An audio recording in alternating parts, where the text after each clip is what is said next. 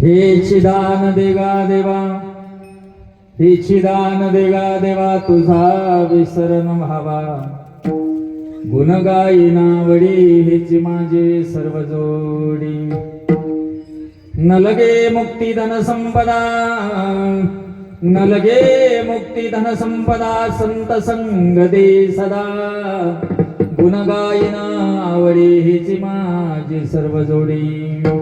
तुका म्हणे गर्भवासे, तुका म्हणे गर्भवासे, सुखे घालावे आम्हासी. गुण गाये नावडी हेची माझे सर्व जोडी. पांडुरंगा करो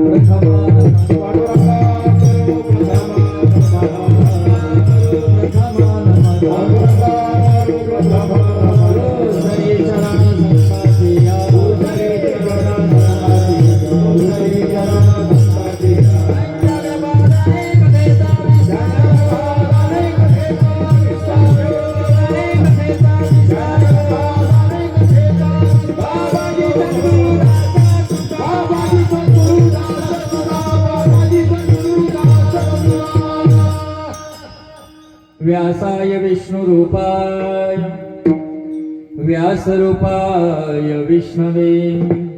नमो वै ब्रह्मनिधये वसिष्ठाय नमो नमः.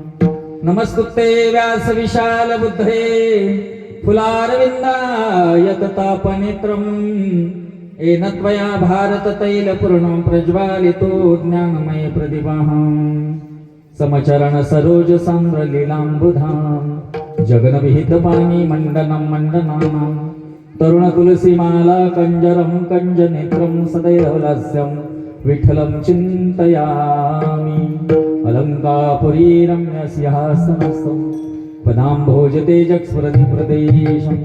विधीन्द्रादिदैवे सदा स्तूयमानं. समाधिस्थमूर्ति भज ज्ञानदेवं.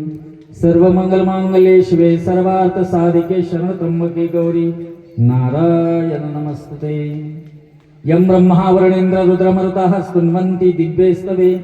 वेदे साङ्गपदकर्म उपनिषर्गायन्ति यं सामगः. ध्यानावस्थित तद्गदेन मनसा पश्यन्ति यं योगिनो. यशान्तनविदो सुरासुरगणा देवाय तस्मै नमः. श्रुति स्मृति पुराणमालयं करुणालयं नमामि भगवत्पादं शङ्करं लोकशङ्करं. शङ्करं शङ्कराचार्यं केशवं बादरायणं. सूत्रभाष्य कृतो वन्दे भगवतो पुनः पुनः. नित्यं शुद्धं निराभासं निराकारं निरञ्जनं. नित्यं बोधं चिदानन्दं सद्गुरुं त्वं नमाम्यहम्. आता हृदया फुले चौफाळुन्या भरे. हरी वैसव पावले श्री गुरूंची काय माझी माने मानेल संत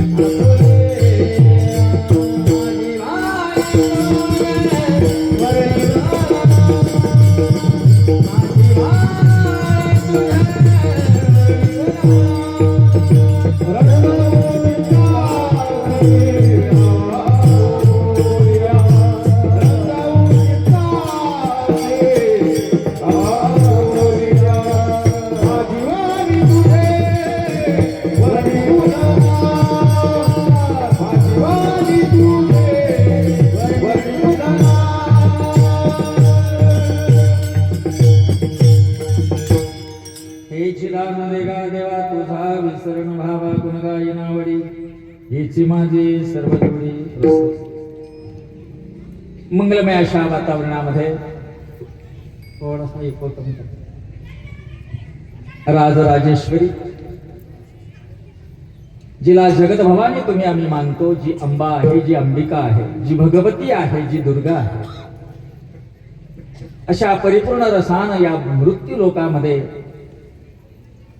भगवान शिवांचं महासूत्र बनलेली ही जगज्जननी आणि या ठिकाणी स्वयंभू प्रकट झालेलं हे तीर्थाचं गाव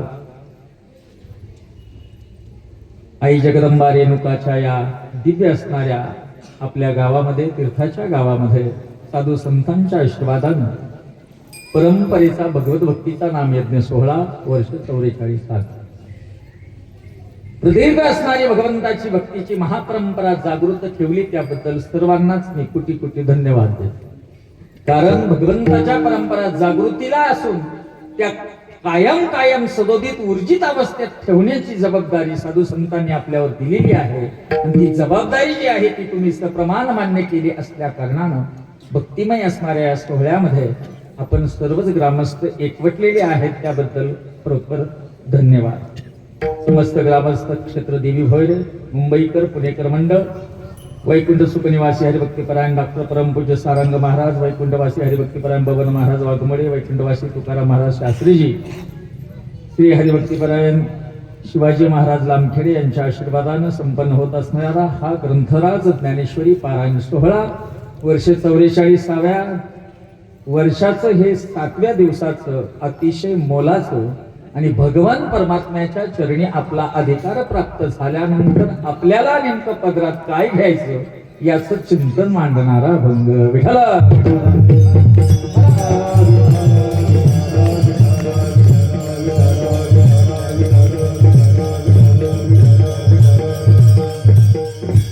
भक्तिमय असणाऱ्या या सोहळ्यामध्ये ज्यांनी कीर्तनासाठी जो भक्तीचा अलंकार चढवलेला आहे ती सर्वच आमची या मागे उभी असलेली वारकरी शिक्षण संस्थेतली आमची बालगोपाल मंडळी, तसेच परमश्रद्धेय परमादरणीय गोर ज्यांनी आता भटिया राग गायला दोघांनी सुंदर मनाला मनस्वी आनंद देऊन गेला कंठ शिरोमणी श्रीराम महाराज चव्हाण, तसेच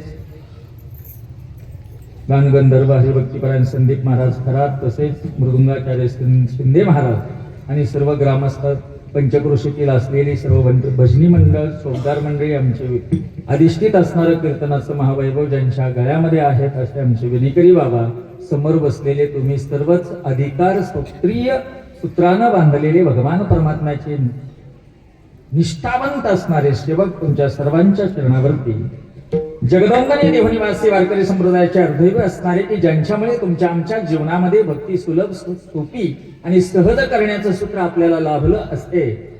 वैराग्याचे मुकुटमणी असणारे देहोचित कुंभारा यांचा भगवान परमात्म्याच्या चरणावरती विलीन झाल्यानंतर गोड असणारी दान स्वरूपातली मागणी आहे आणि त्या मागणीचं हे चिंतन या अभंगामध्ये आहे.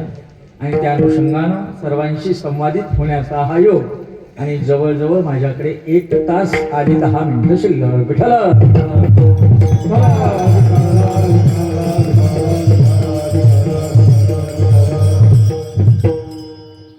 रामायणामध्ये सुंदर वर्णन आलेलं आहे. भक्तीचं स्वरूप नेमकं आपल्या जीवनामध्ये कसं असावं. भावार्थ ते राजभवन प्रथमदार वंदा ते श्रवण. भावार्थ रूपी या राजभवनामध्ये, हा राजभवन हा मंडप म्हणू नका, याला धर्ममंडप पण म्हणू नका. हे भक्तीचं वैभव आहे आणि या वैभवामध्ये, या भक्तीच्या राजभवनामध्ये प्रथमदार वंदा ते श्रवण पहिल्यांदा तुम्हाला ऐकावंच लागेल. मग ऐकण्याकरता ही कीर्तनाची दवंडी आहे.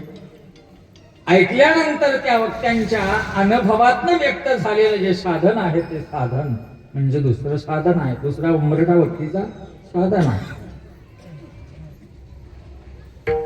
साधन तुम्हाला मला प्राप्त झालं रे झालं का त्याचं आपल्याला मनन झालं. मनन तो तिसरा.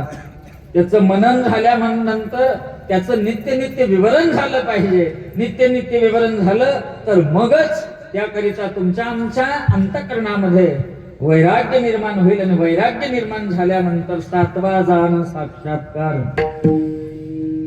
म्हणजे ऐकण्यापासून तर साक्षात्कारापर्यंत जे आपल्याला प्राप्त होतं ते भक्तीचं हे राजवैभव आहे. आणि या राजवैभवामध्ये निश्चित तुम्हाला आम्हाला काहीतरी पदरात पडतं असा साधू संतांचा थेट तुमच्या आमच्यासाठीचा निरोप आहे. आणि हा निरोप तुम्ही आम्ही कान देऊन लक्ष देऊन ऐकावा. गोंगाटामध्ये सांगितलं होतं भगवान परमात्म्याने गीतेचं सूत्र पुढे कुरुक्षेत्रात गोंगाटच होतं ना, का शांतच होतं. समोरून बोला बरं का की मला काही काही समजत नाही, मग तुम्ही सांगत सर. मग माझं पहिलं मुळे आहे त्याच्यामुळं मला ओळखीचे इथं म्हणलं तर आमचे परत भाऊ आहेत आणि बेलोटे साहेब आहेत त्यांच्यामुळे इकडे आलो. परंतु संवादित होण्यासाठी तुम्ही सर्वच या ठिकाणी आहात म्हणल्यावर तुम्ही आम्ही खेळमेळे गदार एकदा विचार जुळले की माणसाचं जीवनाचं सूत्र जसं व्यवहारामध्ये पटतं ना तसे संतांचे विचार एकदा जर आपल्याला पटले ना तर संतांचा मार्ग सुद्धा जीवनात सहज सापडतो. आणि म्हणून ते एक सूत्र आपल्या करिता बांधण्यासाठी गोड असणारा आजचा हा चिंतनीयसाठी अभंग आहे. मी आल्यानंतर मला या गावाचं वैभव समजलं. अतिशय भक्तीचं प्रधान असणारं आणि जुन्या परंपरा घेऊन चाललेलं आपलं गाव आहे. स्वयंभू जगत भवानीची ही मूर्ती आहे जी इथं प्रगट स्वरूपानं आलेली आहे. आणि पंचधातूची गोड असणारी ही अष्टभुजाची मूर्ती आहे. तिथं निश्चितच तुमच्या गावचं भक्तीचं भावनेचं एक खूप मोठं मूळ आहे. आणि म्हणून तुमच्या या सर्वांच्या भक्तीच्या सूत्राला माझं खऱ्या अर्थानं तुमच्या चरणावरती मी दंडवत घालतो की ही सूत्र परंपरा तुम्ही जागृत ठेवली. बघा, जिला देवी म्हणतात तिला आपण माया मानतो, जिला शक्ती म्हणतात ती तुमची आमची जगत भवानी आहे असं आपण मानतो. पण भगवंतानं जेव्हा या भूलोकाची रचना केलेली असावी तेव्हा ते भगवंताचं जे शिवसूत्र आहे ना त्या शिवसूत्राला अधिष्ठित राहून ही महाशक्ती प्रगट झालेली आहे. जी महाशक्ती आहे ना ती स्वयंभू असते आणि त्या महाशक्तीची जी सावली आहे ना ती तुमच्या आमच्या पूजण्याकरता लायक बनत असते. म्हणजे मेन डीपी मध्ये हात घालण्याची ताकद तुमच्या आमच्या कोणामध्ये नाही. आणि डीपी मध्ये हात पण घालू आणि स्वतःचे फ्यूज उडून घालू नका, ती डीपी आहे. कारण स्वयंभू ज्या अधिष्ठित असणारे भगवंताचे जे सूत्र आहेत ना ते मेन डीपी आहे. त्या सावलीच्या आधाराने तुमचं आमचं जीवन आहे. आणि म्हणून गोड असणारी या गावाची ही भक्तीची रचना 44 वर्षाची महापरंपरा आणि त्याकरिता सज्ज असलेले कौतुकास्पद असणारे तुम्ही सर्व भगवंताचे लाडके निष्ठावंत सेवक आहात. आणि तुम्हा आम्हाला देवाकडनं मागायचं नाहीये. बस आज आपल्याला एवढंच समजून घ्यायचं. कारण भक्ती ही समजून घेण्यासाठी आहे, भक्ती करायची गरज नाहीये. भक्ती करावी तुम्ही असं अजिबात नाही, ती समजून घेणं महत्वाचं आहे. भक्तीसाठी नेमकं आपण पात्र आहोत की ना आहोत याचंही सूत्र आपल्याला कळालं पाहिजे. म्हणून या धर्ममंडपामध्ये साक्षात्कारापर्यंत जर आपण पोहोचत असाल तर निश्चित हा कृपावंत धर्ममंडप आहे. हा साधू संतांच्या भक्तीनं प्रेरणा घेतलेला धर्ममंडप आहे. आणि असा धर्ममंडप प्रत्येकाला लागो आणि प्रत्येकाचं कल्याण हो.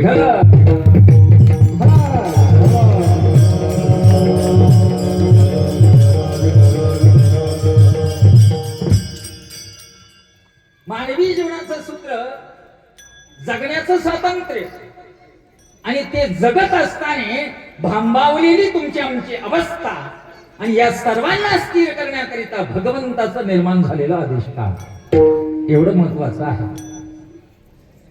कारण सर्वच जण आज भांबावलेल्या काय करतो आहोत, कशासाठी करतो आहोत, कशा कारणानं करायचं आहे, रस्ताच कसला कोणाला मेळ लागेना. आणि अशा अवस्थेमध्ये या भांबवलेल्या व्यथित झालेल्या त्रासलेल्या त्रागलेल्या जीवाला कुठेतरी स्थिर करण्याची भूमिका भगवंताची आहे. आणि म्हणून संतांनी या भूलोकावर अवतार घेतले. आम्ही वैकुंठवासी आलो यासी कारणासी बोलेले जे ऋषी साच भावे वर्ता. संतांनी अवतार घेतले आणि तुम्हा आम्हा प्रत्येकाला देव जो आहे ना तो देव आणि त्या देवाचं सूत्र संस्कृत मध्ये सांगितलं. बरोबर हो हा म्हणून राहील का संस्कृत मध्ये सांगितलं का. आता त्याचा मेळ बसणा म्हणून तर संतांनी अवतार घेतला. आणि आपल्या भाषेतनं संतांनी ही क्रांती केलेली आहे. आणि क्रांती ही जेव्हा तुमच्या हृदयामध्ये चैतन्य घुसतं ना तेव्हाच होत. आणि क्रांती करण्याचं सूत्र संतांनी का अंगीकारलं ते कसं पसरत गेलं बघा. संतांनी उभं केलेलं भक्तीचं हे महा आंदोलन आहे. हे आंदोलन जे आहे ना त्या आंदोलनाचं एक सूत्र 7 दिवस तुमच्या गावात बसलेलं आहे. हे आंदोलन आहे. आणि या आंदोलनामध्ये ना तुमचा आमचा बघा त्या गोष्टी घडण्याकरिता आपल्याला 3 गोष्टी महत्वाच्या. देव, देवाचं नाव, देवाचं नाव घेणार बरोबर आहे. आपला देव, आपल्या देवाचं नाव आणि आपल्या देवाचं नाव घेणारा हे जेव्हा एक होतील ना तेव्हा सप्ताह सिद्धीला जातात. भगवान ज्ञानदेव अमृत अनुभवामध्ये म्हणतात देव देवळ परिवारो की जे कोरोना डोंगरो तैसा भक्तीचा व्यवहारो का न भावा. देव, देवाचं नाव आणि देवाचं नाव घेणारा हे एक झाले पाहिजे. आता तुम्ही वेरूळला गेलेत का कधी. वेरूळला गेलेत ना. तिथं कैलास लेणी बघितली का. ज्यांनी ज्यांनी बघितली त्यांनी बोटवर का भरपूर आहे. माझ्या म्हणण्याला होला होतं तिथे. त्या कैलास लेणी म्हणजे काय ते भगवान शिवाचं अधिष्ठान आहे. भगवान शिवजीचं मंदिर आहे. त्या मंदिराचं वैशिष्ट्य असं आहे त्या मंदिराचा अगोदर कळस झाला आणि सर्वात शेवटी मूर्ती स्थापना. परंतु जो कळस ज्या दगडाचा आहे ना त्याच दगडाचं शिवलिंग. देव देवळ परिवारो की जे कोरोना डोंगर त्या डोंगरातनं ते मंदिर कोरलं गेलं. तसं देव, देवाचं नाव आणि देवाचं नाव घेणारा अगदी देवाचा मंदिराचा बघा जे मंदिर आहे ते त्याच दगडाचं पहा बर. पूर्ण दगडाचंच ते डोंगर आहे. तो दगडाचाच डोंगर, त्या दगडाच्या डोंगरामध्ये दगडाचंच मंदिर आणि त्याच दगडाचं शिवलिंग हे सूत्र जिथं बांधलं जातं ना तिथं भक्ती होते. आणि ती भक्ती आपली व्हावी यासाठी देवाचं आणि आपलं सानिध्य, देवाचं आणि आपली कनेक्टिव्हिटी काय झालं पाहिजे, जवळ आले पाहिजे. देव आणि आपण जवळ आलो पाहिजे. जवळ यावं याच्यासाठी जवळ येण्याच्या ज्या अलंकार भूमिका आहेत ना त्या भूमिका आपल्याला परिधान करायच्या असतात. आणि त्या जवळ येण्याच्या भूमिका ज्या आहेत ना त्या सहज प्राप्त होतात. तो सप्ताह आहे. इथे मात्र तो सहज प्राप्त होतो. प्रत्येकाला सहज मिळतोय. म्हणजे सप्ताह म्हणजे काय, एक बाबाने यावं, 2 तास ओरडावं, तुम्ही ऐकावं, दात काढू काढू हसावं याच्यासाठी नाही. कुठेतरी संतांना या परंपरेतनं काहीतरी उभं करायचं. म्हणून मी अगोदर सांगितलं की अर्जुनाला कल्लोळामध्ये ज्ञान सांगितलं. पुढं प्रसंग असा कल्लोळ आहे त्या ठिकाणी. दोन्ही बाजूचे योद्धे समसमोर येऊन पेशानं उभे आहेत. हत्ती आहेत, घोडे आहेत, रणांगणामध्ये त्या ढोल ताशे गजर आहेत, रणधुमाळ्या वाजत आहेत. आणि अशा कलहाच्या अवस्थेमध्ये भगवंताने अर्जुनाला जीवनाचं खऱ्या अर्थाचं सूत्र दिलेलं आहे. कळलं का. त्यावेळेस काय असं वाटतं का नाही. असेल तर तुम्हाला कोणाला आठवतं का त्यावेळेस. नाही सर्व होतो आपण, पण तुम्हाला या कोणा तुमचाही मेळ बसला. आपण सर्वच त्या कारणे होतो. परंतु त्या ठिकाणचं जे वातावरण आहे ना ते भयानक अवस्थेचं होतं. त्या ठिकाणी अर्जुनाला ज्ञान दिलेलं आहे. म्हणून जीवनाच्या भरभरलेल्या अवस्थेमधूनच तुम्हा आम्हाला बाहेर निघून भगवंताचं दास बनायचं. ते दास बनण्यासाठी जे खरे सूत्र आहेत ना, ते सूत्र ज्या भूमिकेतनं मांडले जातात ना, त्याला कीर्तन म्हणतात.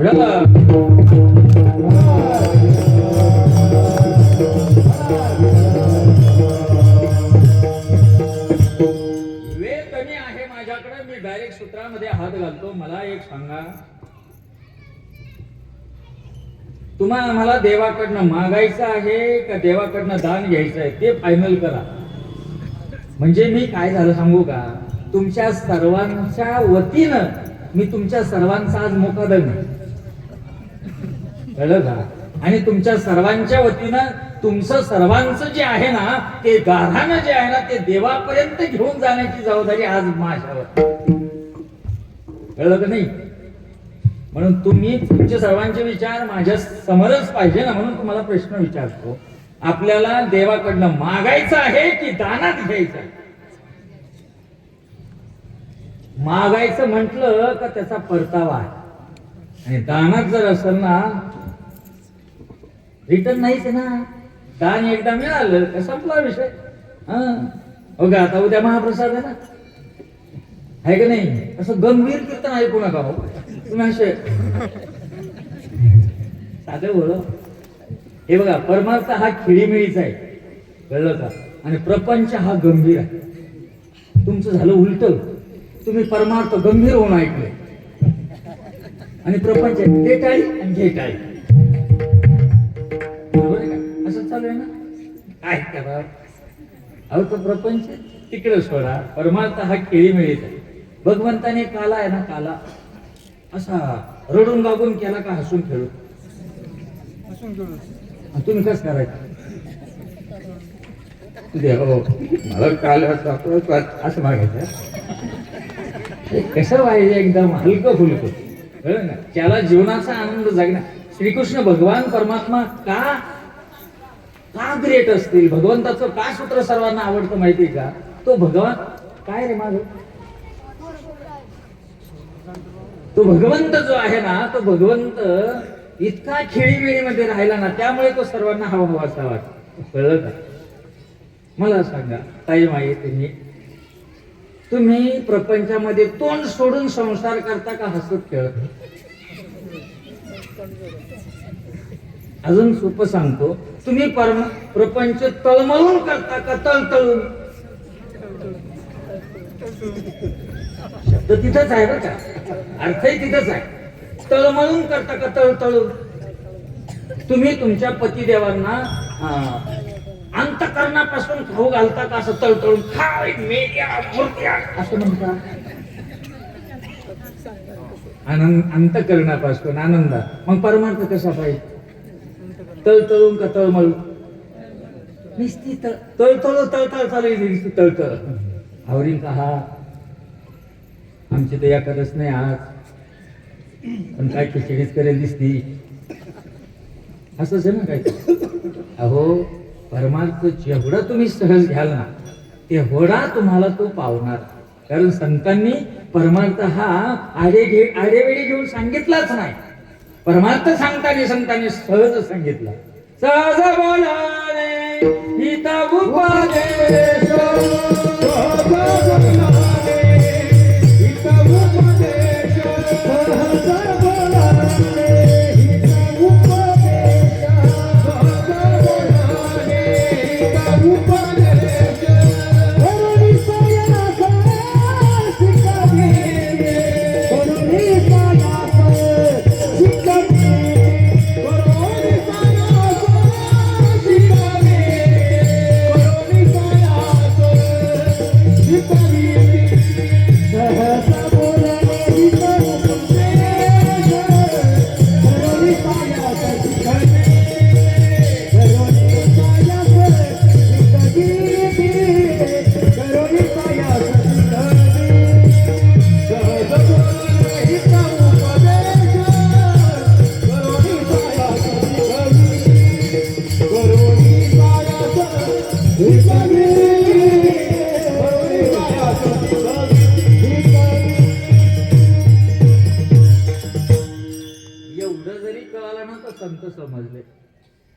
संत काय असं बांधून ठेवण्याचं सूत्र नाही हो.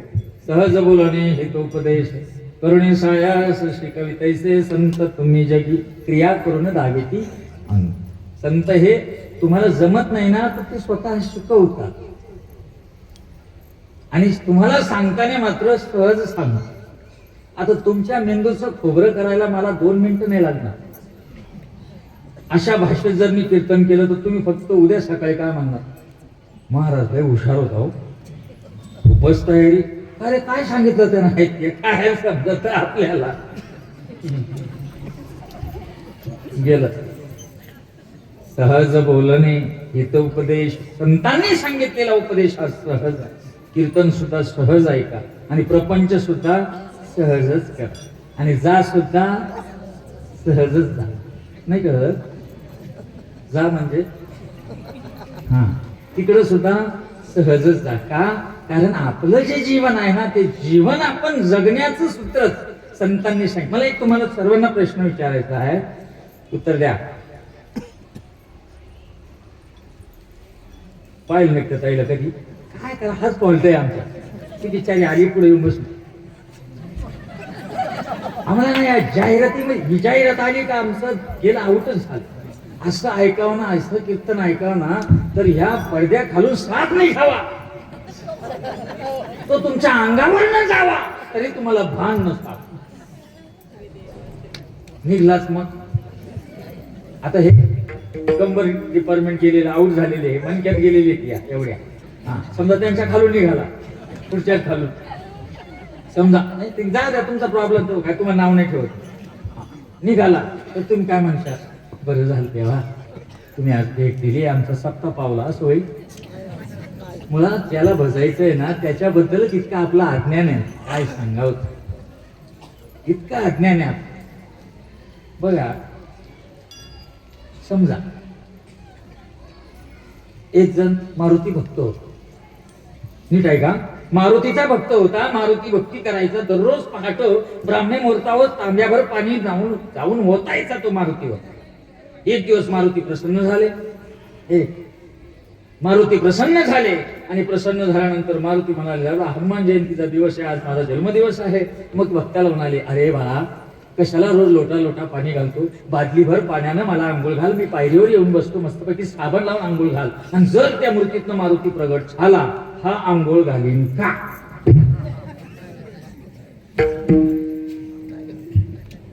का याला शेवटची आंघोळ घालावं लागेल ते सांगा.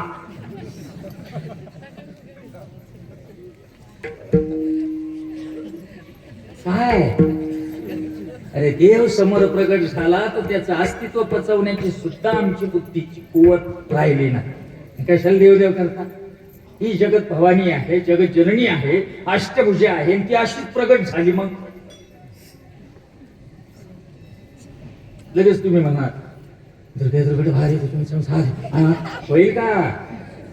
अहो तुम्हाला सांगू का, देव जर प्रगट झाला ना तर तो देव असा या डोळ्यानं सुद्धा बघण्याची आणि या डोळ्यानं त्यात बसवून त्याचं स्वरूप अंतकरणात साठवण्याची क्षमताच आमच्यात नाही. ती क्षमता यावी याकरता हा धर्ममंडप आहे.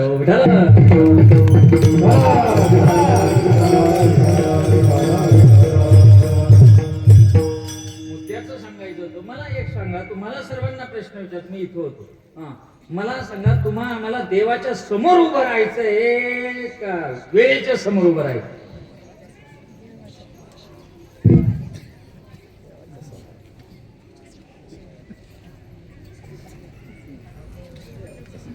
गरुड साहेब घेऊ का ठेवतो माहिती ना, कोण आपलं जायचं तेच माहिती आणि सप्त्याला जायचं आम्हाला. कशाला जायचं?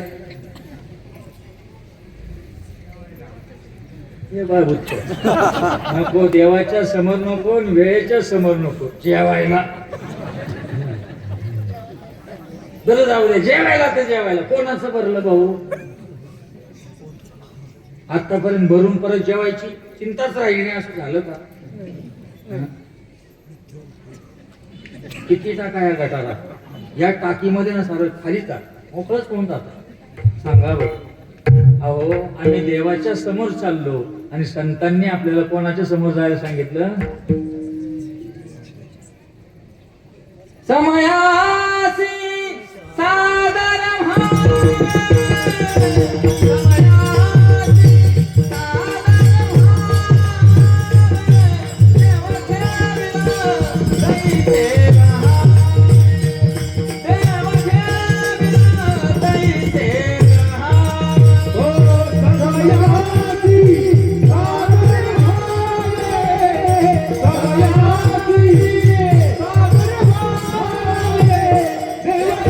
कोणाच्या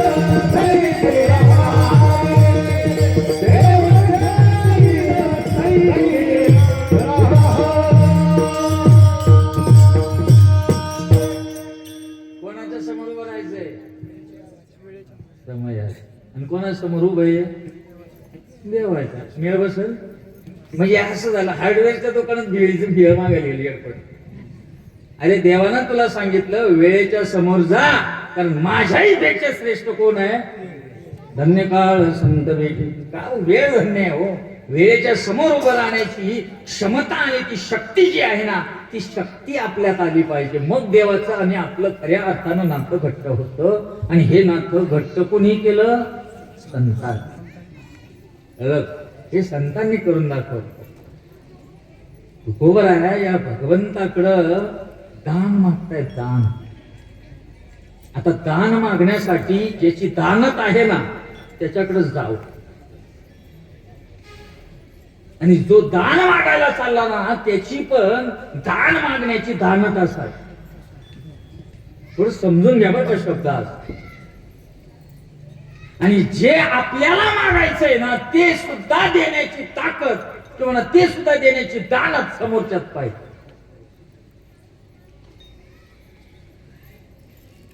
कारण दान हे एकदा दिल्यानंतर त्याचं रिटर्न गुड नाहीये, परत त्याचा इफेक्टच नाहीये.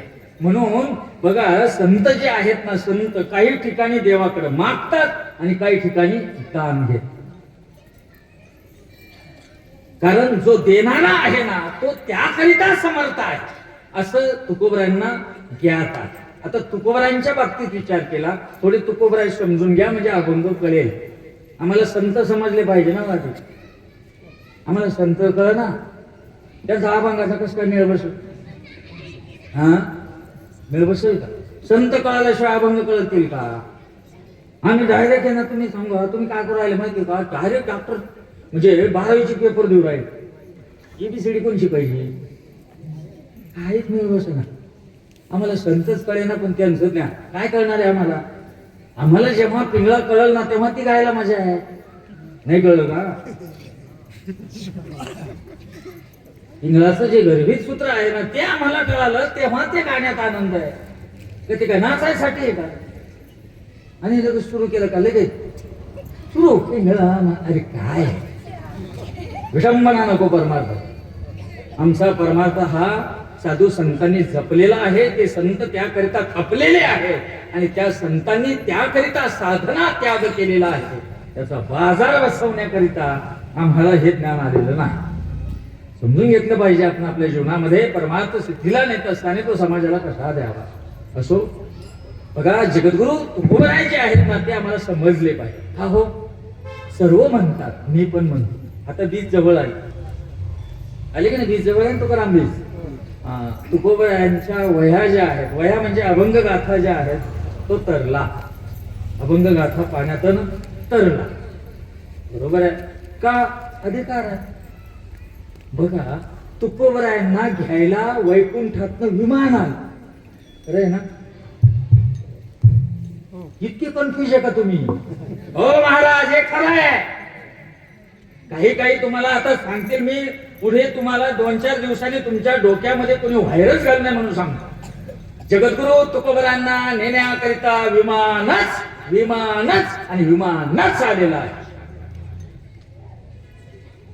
काही तुम्हाला म्हणतील तुकोबरायांचा असं झालं, तुकोबरायांचा घात झाला, तुकोबरायांचं बिस्तन झालं. अहो, जर तुकोबरायांचा घात होत होता तर माझ्या तुकोबरायांनी 42 वर्ष जपलेला परमार्थ शून्य होता का? कळलं का? की जे तुकोबराय म्हणतात, माझा भगवंत मागे पुढे उभा राहे सांभाळित आर्या आघात निवाराया, हे प्रमाण देऊन समाजाला तुकोबरायांनी भगवंताबद्दलचा महिमा सांगितला. त्या तुकोबरायांवर जेव्हा आघात होत होता तेव्हा माझा पांडुरंग डोळ्यावर पट्टी बांधून बसलेला असेल का? तरी पण आम्हाला व्हायरस विचार पटतात म्हणजे किती मोठी शोकांतिका. तुकोबरायांना घ्यायला विमानच आलं. समजा तुकोबरायांना घ्यायला विमान आलं आणि आपल्याला सुद्धा उद्या काल्याचं कीर्तन आहे आणि एखादं विमान आलं, देवदूत खाली उतरले, पायलट, देवाचे पायलट, आणि त्यांनी चिठ्ठी दिली महाराजांजवळ. या ठिकाणी देवभोईरे गावामध्ये जगतजननी जगतभवानी राजराजेश्वरीचं अतिशय जागृत असणारं अधिष्ठान असल्या कारणानं भगवंत या देवी भोईरे गावावर प्रसन्न झालेले आहे. म्हणून या अखंड हरिनाम सप्ताहामधून ज्यांना ज्यांना कुणाला भगवंताजवळ यायचं असेल त्या सर्वांनी विमानात येऊन बसावे. असं जर ती चिठ्ठी येऊन बसली सांगितलं आणि त्या चिठ्ठीत असं तर भक्तांनी सांगितलं तर तुम्ही खरंच बसताल का? तुमच्यात कोण तयार आहे? तुम्ही पहिलं म्हणशाल महाराज तू खूप चांगलं सांगितलं, निरोप दिला, तू जा आणि तू निरोप पाठव. कसं काय वाटावं? किती मोठी गंमत आहे हो. सर्वांना वाटतं आमच्या घरी देव यावं, वाटतं की नाही? ताई माई भाऊ दादा सर्वांना वाटतं आपल्या घरी देवाने यावं. मग देवाला असं वाटत नाही का हो? बघा तुमचे पाहुणे आले, 4 दिवस राहिले, तुम्ही खूप सोपस्कार केले. आता पाहुणा जाताना मोटरसायकल जेव्हा दोघं नवरा बायको बसले तेव्हा बसताना ती काय म्हणती? मागं बसलेली, आम्ही राहिलो बरं का तुमच्याकडे 2 दिवस, तुम्ही कधी येता? आता ऊसनं पासनं फेरावंच लागतं की नाही? मग आता देव तुमच्याकडे समजा येऊन राहिला 2-4 दिवस आणि मग देव जाताना म्हणाल भाऊ 4 दिवस राहिलो रे. तू म्हणलं मग आता येतो माझ्याकडे, काय तरी. आणि याला माहिती तिकडे जायचं म्हणजे भाऊ पूर्ण श्रद्धांजली. दुसरं काय लगेच म्हणी होती एकच आज हो तुमचा सहवास बोर्ड द्यायला आम्ही तयार आहे. देवाकडे जाण्याची तयारी नाही तर देव कसा येईल तुमच्याकडं? भूमिका समजून घ्या. जगद्गुरु तुकोबराय जे आहेत त्या तुकोबरायांनी अधिकार संपन्नतेच्या बाबतीत जर बोलायचं झालं, ह्या तुकोबरायांच्या तरल्या याला एकमेव कारण काय आहे याचा शोध तुम्ही आम्ही घ्या. म्हणजे आपल्याला तुकोबराय ज्याच्याकडनं दान मागत आहे ना त्या दानाचाही अधिकार कळेल, तुकोबरायांचाही कळेल आणि दान देणाराचा देखील कळेल. बघा जगद्गुरु तुकोबराय ज्या भगवंताकडे दान मागत होते त्या तुकोबरायांची व्यावहारिक स्थिती कशी होती याचा विचार करा. कशी होती? तुमच्या देवी भोयऱ्यामध्ये जेवढे श्रीमंत असतील ना त्याच्यात 100 पट श्रीमंत माझे तुकोबराय. काय अहो गाड्याच्या गाड्या भर असे खतावणे होते लोकांचे कर्ज रोखे. सोप्या भाषेत काय म्हणायचं त्याला? गाण खत. हे पळत आपलं काय गाण खत होते, गाण खत, गठ्ठेचे गठ्ठे, फायलीच्या फायली. माझ्या तुकोबरायांनी जेव्हा सामाजिक अवस्था बिघडली ना समाजाची, म्हणजे बघा वातावरणाचा बदल जेव्हा झाला या भूमीमध्ये, पर्यावरणाचा बदल झाला आणि भयान असा दुष्काळ पडला, त्या दुष्काळामध्ये जे कर्ज घेतलेलं होतं लोकांनी ते रिटर्न सुद्धा येणार नाही अशी अवस्था निर्माण झाली. त्याही पलीकडे खायला दाना नाही राहिला.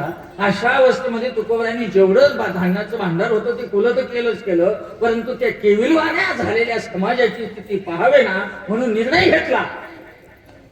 लहान्या भावाला बोलवलं, 3 होते, मोठा तर अगोदरच प्रागंदा झाला, पण लहान्या भावाला बोलवलं, तुझ्या वाट्याचं जे आहे ना ते काढून घे. म्हणजे काय झालं दादा, मला माझ्या वाट्याचं आहे ना आता ठेवायचं. आणि त्यांच्या वाट्याचे जेवढे गहाण खत होते ना ते तुकोबरायांनी पाण्यात बुडून टाकले. हो पुढे बुडवले, पाण्यात बुडवले. देव तुम्ही केलेलं जे कर्म आहे ना त्याचा पुरावा आणि त्याचा परतावा देण्याकरिता बांधलेला आहे. हो तुम्ही तुमचे व्यावहारिक कर्ज रोखे पाण्यात बुडवले, देवाला बोजा पडला त्याचा. आणि काय झालं? रागावे सागरात काढा.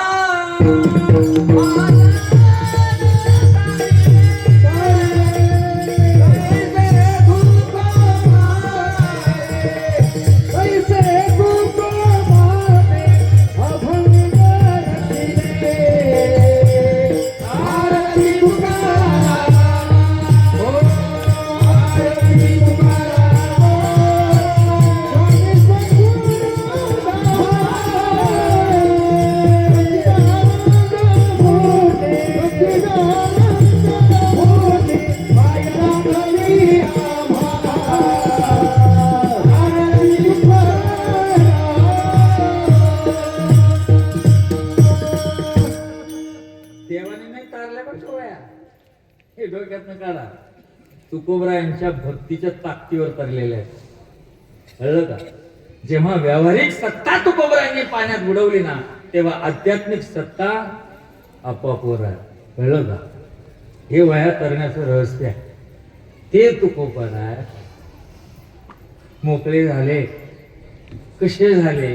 कारण तुकोबरायांना जीवन जगण्याचं सूत्र आणि कला कळली होती की कोणत्याही अवस्थेत आनंदी राहायची. सुख येऊ असता अथवा दुःख येऊ एकदम फ्रेश असायची. मी तेव्हा होतो ना म्हणून सांगतो. जवळ अख्खे म्हणपतली असा काय? अहो आपण सारेच होतो. युगापासून आपण संतांच्या बरोबर आहोत म्हणून धर्ममंडप आपल्याला लागतो. या भाग्यवान आहोत. अहो तुम्हाला सांगू का, कुरुक्षेत्रात भांडायच्या वेळेस सुद्धा आपण होतो. संतांचं येणं जेव्हा झालं ना, ज्या वेळेस संतांचं येणं झालं ना त्या वेळेस होतो. उद्या काल्याच्या प्रसादात वेळेस सुद्धा श्रीकृष्णाचे सवंगडी कोण होते? अहो आपणच होतो. म्हणून काला आजही खातोय. काय वाईट आमचं काय? तुम्ही स्वतःला कमी लेखू नका. अहो आपणच होतो. संत महात्मे युगापासून आहेत. आम्ही संतांचे दास सुद्धा युगापासून. चौयुगाचा भक्त नामा उभा कीर्तनी पाठीमागे डोळे युगापासून संत बरोबर झाले.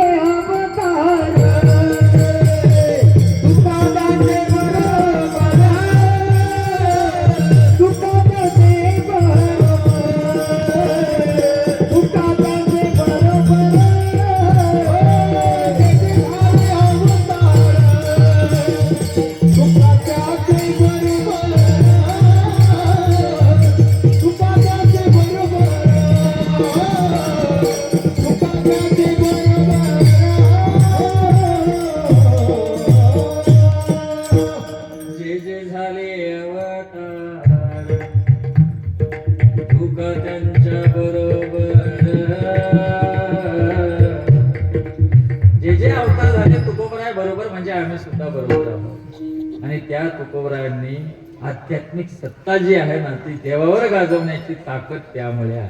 प्रपंच बुडवून टाकला हो, काय सांगावं. परंतु सदैव आनंदी राहील. ऑल इज वेल. टाकाटाक.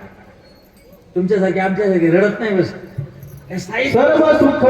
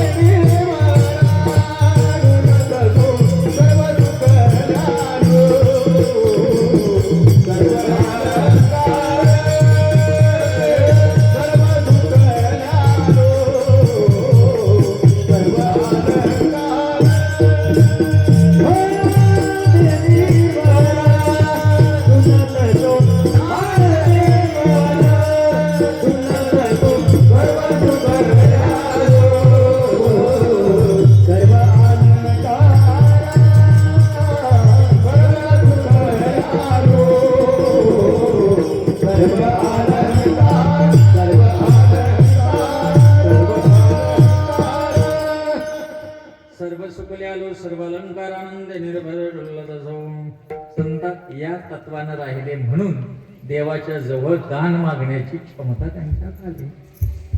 आपल्यासारखं भोकाड पसरून नाही बसलंय. आपण कायमच रडतोय. थोडं कमी जास्त झालं का प्रपंचामध्ये? काय खरं आहे देवाचं? तुझं काय खरं आहे?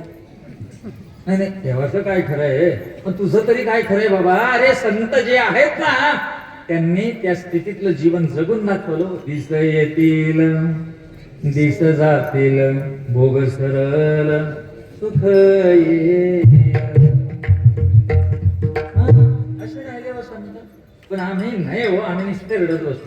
बरं ज्याच्यासाठी रडतोय ते तरी कोणतं खरं आहे? हा नाही ते खरं आहे का? नाही खरं आहे का? मग प्रपंच खरं नाही का? तुम्ही गेल्यावर काय खरं आहे? लटिका व्यवहार सर्व हा संसार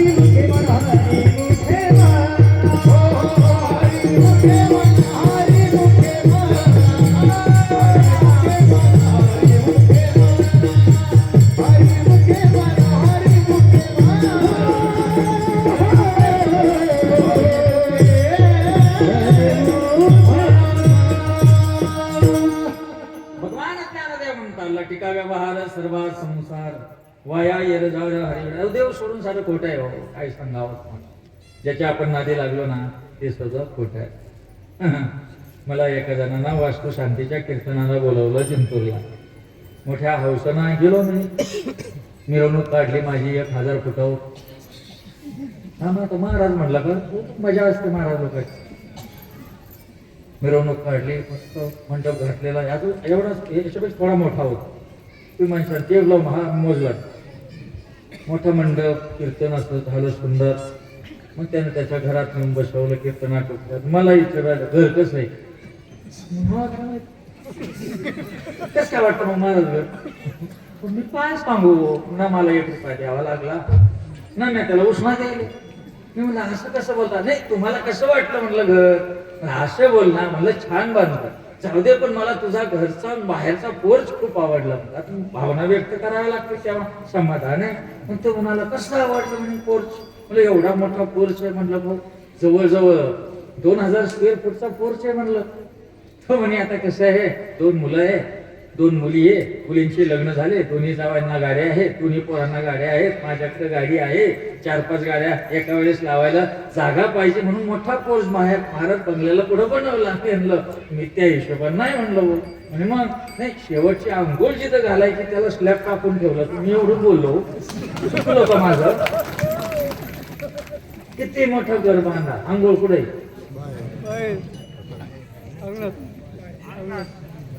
बाहेर.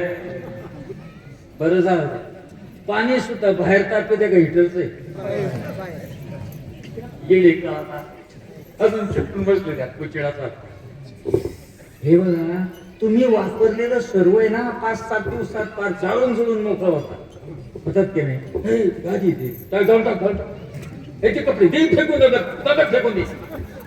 पण तुमच्या जर पोटा काना दया असं म्हणते जाऊ दे ते पण सगळं जाऊ दे. अरे बोट तोडून घेतील तुमची काढून घेता. स्वार्थी जग आहे तुमचं आमचं काहीच नाहीये. भूषण घेते काढोली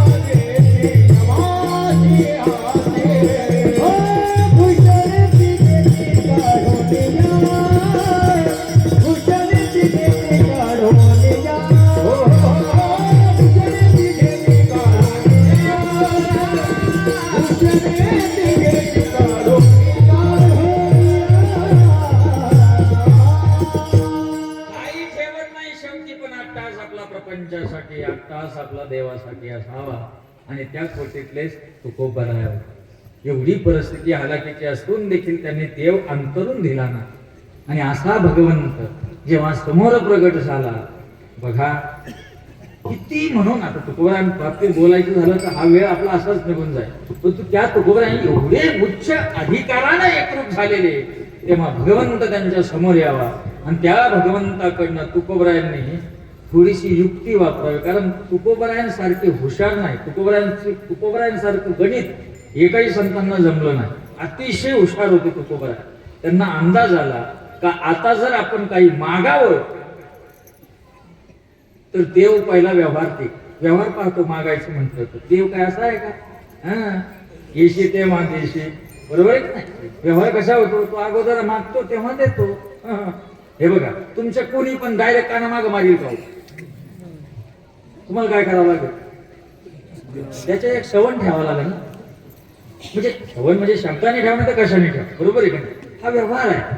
दिले घेतल्याशिवाय होत नाही. होतो का अगदी तसं दिल्याशिवाय देव देणार नाही. तुकोबराय म्हणतात मला तर देवाकडनं घ्यायचं आहे परंतु घ्यायचं जर म्हणलं तर मागायचं नाही. मग मागायचं तर दानामध्ये घेऊ. बघा दानात न मागायचं म्हणजे काय होईल. परत भगवंत मागणार रिटर्न मागणार नाही तर मागायचं म्हणलं का उष्ण. जुन्या काळात आजी तुमच्या काळातलं उष्णपासनं होतं की नाही. पीठ संपलं. आजी ना नातवाला सांग, हे बाळा बरं काय पीठ घेऊन ये, ते जाऊन पीठ घेऊन ये. मग ते पातेलं घेऊन टाक, मग तिथं दळलेलं पीठ द्यायची की नाही. मग तिथली म्हातारी हुशारच द्यायला. हा ती कशी द्यायची, अशी असं असं भरायची आणि मग हळूच प्लास्टर करायची. म्हणतात असे पोरग घेऊन यायचं.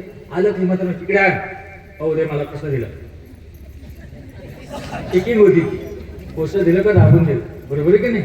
उष्णपासनं होतो म्हणून माणसं जमिनीवर होतो. काही लागलं ते एकामेकाकडे जायचे हो.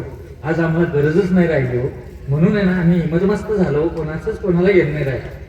हा आम्ही जेव्हा एकमेकाच्या गळी पडत होतो, एकमेकाच्या वेळेला पडत होतो ना, तेव्हा समाजाला एकमेकाबद्दल प्रचंड आस आणि कणव होती हो. आज आम्हाला गरजच नाही हो, बरोबर आहे का नाही. आहे का गरज आहे. चहा पिताना हा भाऊ दुसऱ्या भाऊला म्हणतो, आपण आपल्या बायकोन बाहेर निघायची सुद्धा काही काम नाही ठेव, गिरण सुद्धा घेऊन टाकली म्हणता, सारं घरातच. मग मग काय, मग त्याला असं वाटतं एवढं केलं म्हणजे संसार कसा होईल. मग याला असं वाटतं माझ्या घरात गोकुळ झालं, मनानंदानं जशी अमृताची धारण माझा सोन्याचा संसार, राजा राणीचा दरबार. वा काहीच नाही मागायचं. मग गेलं ना फुगून अंत करत, त्या अंतकरणात गर्विष्ठपणा आला, मीच श्रेष्ठ आहे, मीच मोठा आहे, माझच मोठा आहे, ही भावना जागृत झाली. तुटला ना समाज तुमच्यापासून. काय आहे जगाला, आहे बघा जगाला तुमचं घेणं नाहीये. जोपर्यंत तुम्ही नम्र आहात तोपर्यंत समाज तुमचा ऐकणार आहे, आणि ज्या दिवशी तुम्ही उग्र व्हाल त्या दिवशी समाज तुमचा तुटणार आहे. तुम्हाला कोणता अलंकार घालायचा तुम्ही ठरवा. आम्ही अलंकार उग्रतेचा घातला तो परिणामही तसाच आहे. असो दान मागायचं आहे आपल्याला, मागायचं पण दानात घ्यायचं आहे. आणि जर दानात घ्यायचंय तर वस्तू स्वरूपात घ्यायचं. मला एक सांगा, किती हुशार तुकोबर आहे बघा. त्यांनी देवाकडलं मागितलं का देवाला मागितलं. आणि लोक देवाला मागतात का देवाजवळच मागतात. तो थोडा फरक करतो. लोक देवाच्या पुढे का वागतात. आम्ही शिर्डीला राहतो, मी साईबाबांना भेटायला वर्षाकाठी 5 कोटी लोक आहेत. साईबाबांना भेटायला येतात का साईबाबांकडे जे आहे ते मिळावं या भावनेत नाही येतात. आणि तुम्ही देवाकडे काय भावनेत जाता.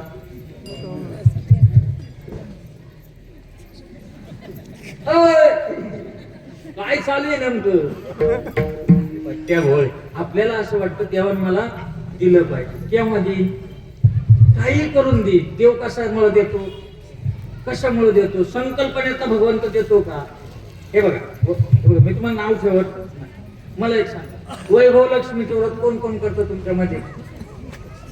देवीचा अधिष्ठान आहे ना, बोटवर करा. तुम्हाला माहिती शपथ आहे बा, बोटवर करा. म्हणजे मी मेलो चालेल का.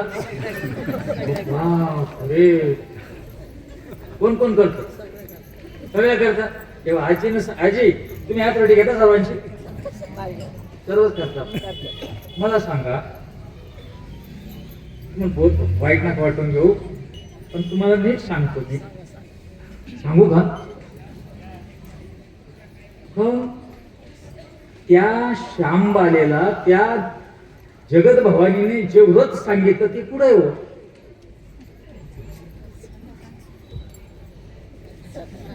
जे वाचलं ना त्यांच्या लक्षात येईल मी काय म्हणतोय. तुमचं काहीच घेणं नाही तुम्हाला. बघा 8 नगर होतो, शेंडा नाही बुडूक नाही. पुढं होतं दी वैऱ्यापाशी होतं का सुट्यापाशी होतं का कर्जुले होत्यापाशी पुढं होतं. 8 नगर होतं. तिथे एक राजा होता.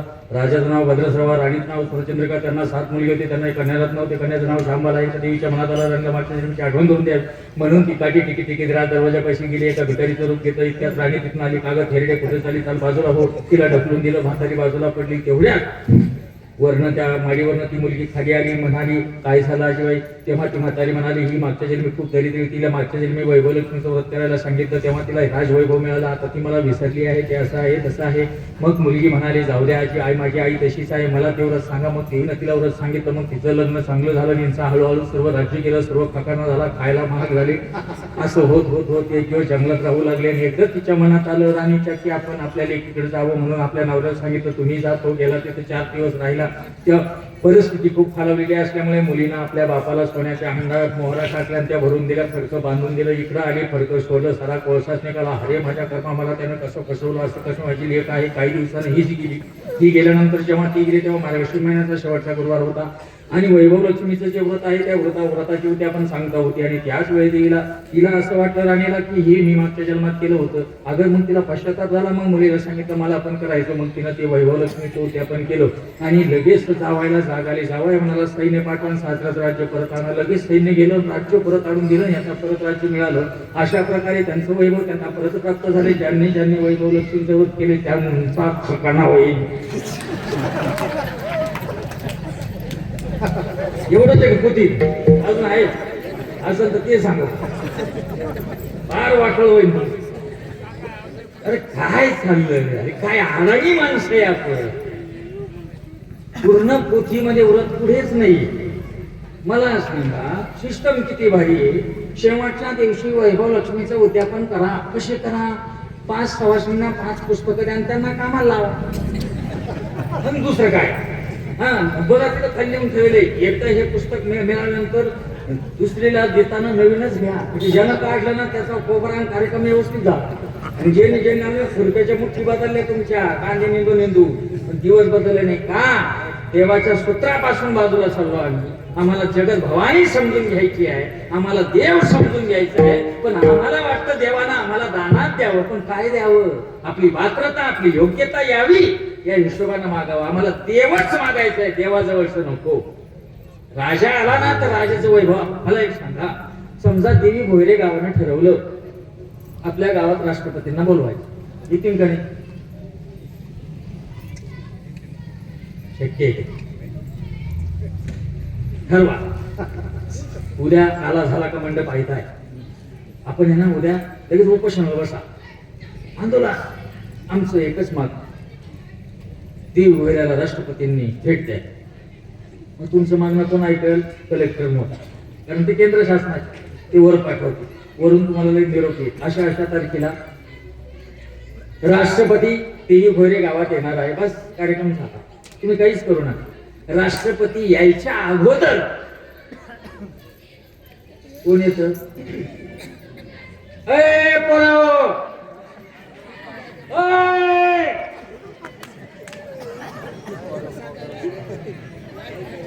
त्यांचा प्रॉब्लेम नाहीये. हा प्रॉब्लेम सारा 9 वाजेचा आहे. ती कोळी तेवढ्याच करताय. इकडलं आवरलं का? थोडे झालं का डोकून पाहत अजून चालू आहे. ते काय चालू त्यांच्या बुद्धीच्या पलीकडे ते जीवन जगतायत. पण हा काही असू दे, ते जीवन जगतायत. आपण ऐकू राहिलो पण आपल्याला मेळ बसला. त्यांचा खेळून मेळ बसला हो. त्यांना माहिती खेळून झालं का? आपला ऐकून पण गणगणी डोक्यात जेवतन सुत. उद्या काल आहे ना, जगताच हे नाम आठव. जाऊ द्या. सांगतो मी तुम्हाला, राष्ट्रपती येण्याच्या अगोदर केंद्राची माणसं आहेत आणि येतात ते म्हणतात अरे बाप, देवी भोयरे गाव हे आहे का? या गावाला यायला रस्ता आहे का? नाही, काम चालू. किती दिवस लागते? मग 2 वर्ष. 15 दिवसात आला पाहिजे. रात्रंदिवस करा, होणार नाही. कोणी यायचंय? देव जर बोलावला तर सारं वैभव अगोदर येतं का नाही? तुम्ही वैभवाकडे पाहूच नका हो, देवालाच मागा. तुकोबराय हुशार होते. त्यांनी काय सांगितलं माहितीये का? देवा, सर्वजण तुझ्याकडे येतात पण मिळाल्यानंतर तुला विसरतात. कळलं? चांगलं आलं का, दिवस चांगले आले का आपण देवाला विसरतो. वाईट आलं का इकडे बिबटे आहे का? हे वा, आनंद वाटतो. खरंच मी बिबट्यांना खूप मानतो. बघा त्यांनी किती माणसं सुधरवली. येणारे 7-4 घरात नंबर 1 नंबर 2 चोरटे सुद्धा रस्त्याने ठेवले. नंबर 3 पाठी रस्ता कोणी घाण करत खरं नाव. आणि जो तो शिस्तीचे नाव तुम्हाला आवडतात ते बिबटे. हो मी ते एकाला म्हणलं तू भेटायचंय पण तो माहिती वेळ नाही. खरंच ना. बघा तुम्ही एक विचार करा, आपल्या जीवनात आपण ज्या गोष्टीला प्रधान महत्व देतो त्या महत्व दिलेल्या वस्तू जेव्हा आपल्याला मिळतात तेव्हा ज्यानं दिल्या ना त्याला आपण विसरतो. आणि इथेच खरा मोठा आपला गोंधळ आहे. तो गोंधळ मिटवावा म्हणून भगवंत तुकोबराय जे आहेत ना ते तुकोबराय भगवंताला म्हणतात, देव तू तर मला मिळशील रे, परंतु तू मिळाल्यानंतर मात्र मला जे प्राप्त तुझ्यामुळे होतं ना त्याच्यामुळे मला काय होतो नेमका आपल्याला त्या गोष्टीचा विसर पडतो. म्हणून तुकोबरायने अनेक ठिकाणी अनेकांना लगे माईक पदार्थ, हा मला हे माईक काहीच देऊ नको देवा, तू हे दिलं का आम्ही त्याच्यातच भुलून जाऊ, हे आम्हाला काहीच नको देऊ, मग तू मला दानात आहे ना, तू जो आहे ना तुझ्याबद्दल असणारी मनातली जी आठवण आहे ना ती आठवण कधी कमी होऊ देऊ नको, हे दान मला तू दे अभंगाच्या पहिल्या हे जीवना दे का देवा, हे जीवना दे का देवा, हे जीवना दे का देवा, हे जीवना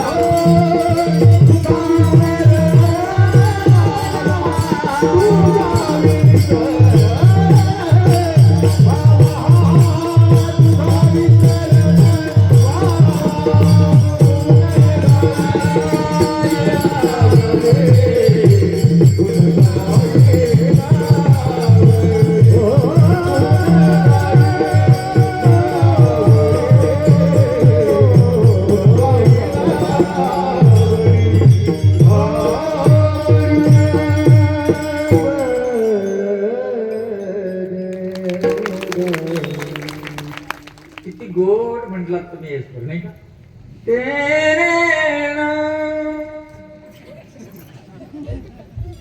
अहो ते गाणं सांगू राहिलं देवापाशी जातो.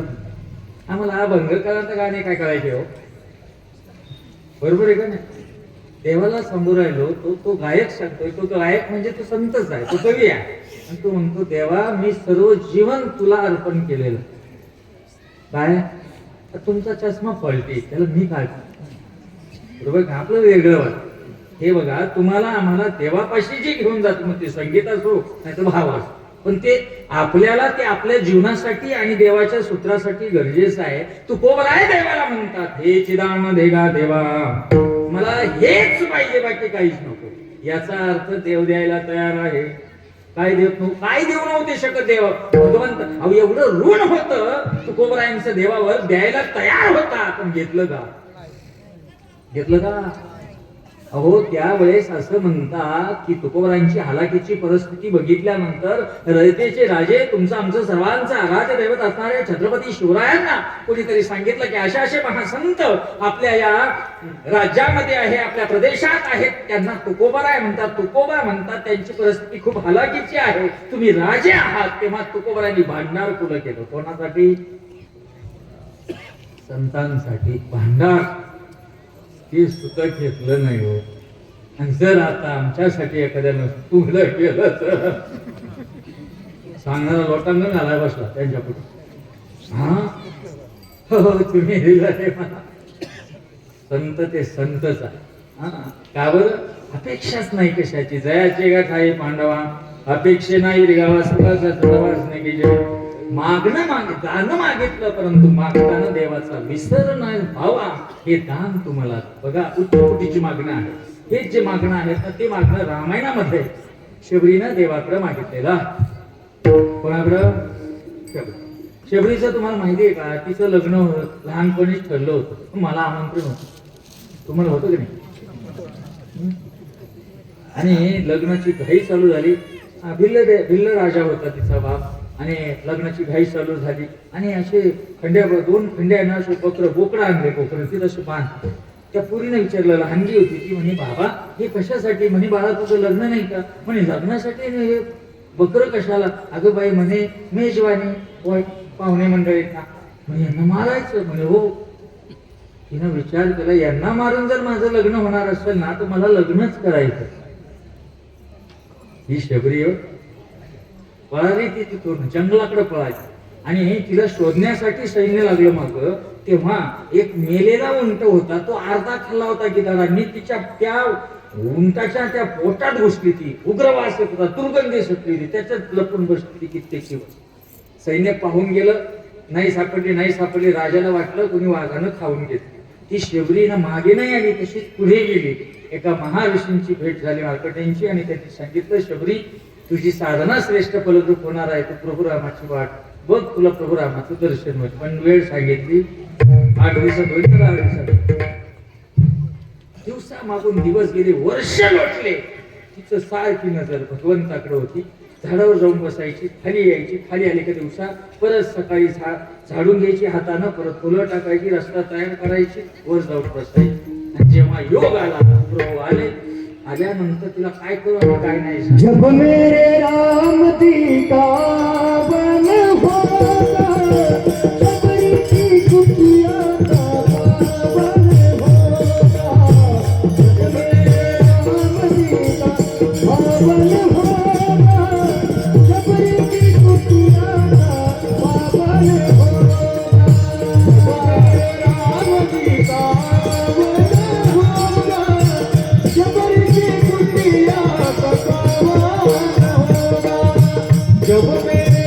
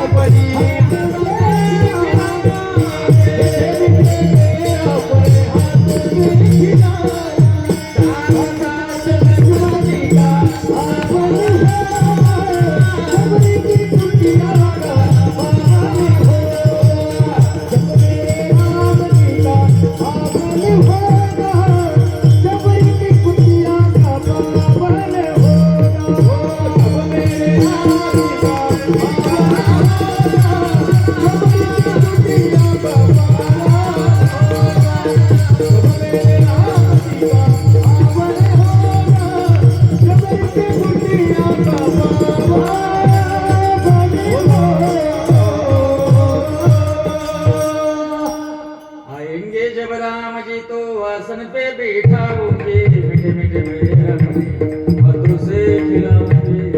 आणि प्रभू रामाला आहे ना तिनं बोरं दिले, ते पण खिडकी नको आंबट नको म्हणून तपासून दिले, चव चाकून दिले.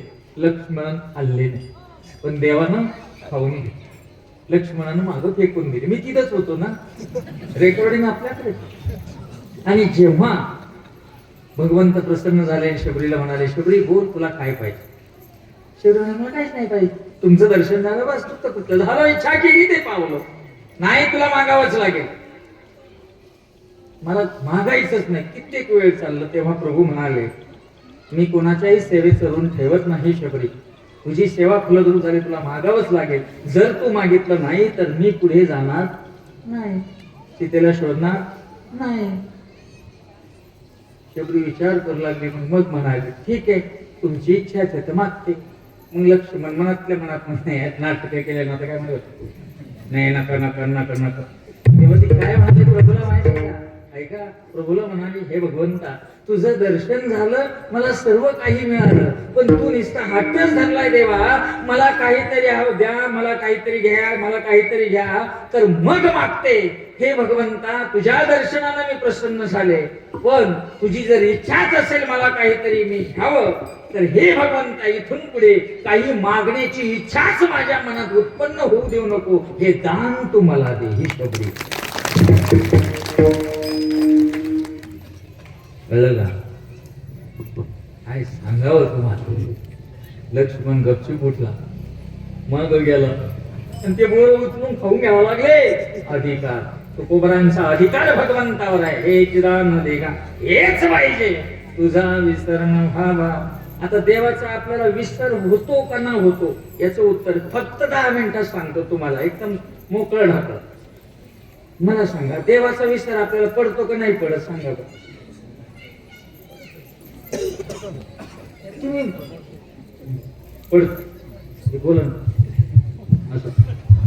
अहो मला सांगा, एकाला फोन आला पुढं ती भरे फाट्यावर आणि त्याने मोबाईल असा लावला, हा का? हा. आणि बरोबर त्याच्याच घरी जाऊन पोस्ट, म्हणजे तो त्याचं घर विसरला, पण देव विसरला की नाही? आम्ही देव विसरलो की नाही?